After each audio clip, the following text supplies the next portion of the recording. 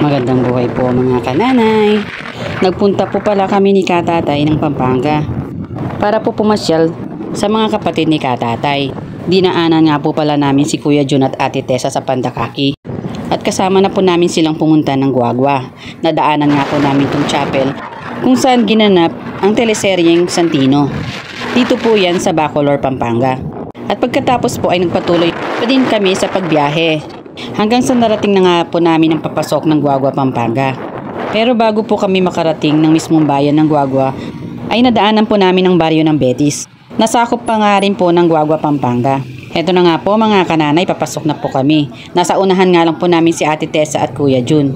Eto nga po at madadaanan na namin ang kanilang plaza na palaging pinupuntahan po ng mga tao. Lalo na po tuwing piyesta ng kanilang bayan na ginaganap po pagkatapos ng aking kaarawan, December 8. Dahil 7 po ng Disyembre ang birthday ko mga kananay, kaya alam nyo na po yan. Baka naman po mga kananay. Joke lang po. Ito nga po't madadaanan din namin ang kanilang munisipyo na ilang dekada na nga rin po itong nakatayo. O yan mga kananay, hanggang dito na lang po muna. Salamat po sa panonood. God bless po sa ating lahat.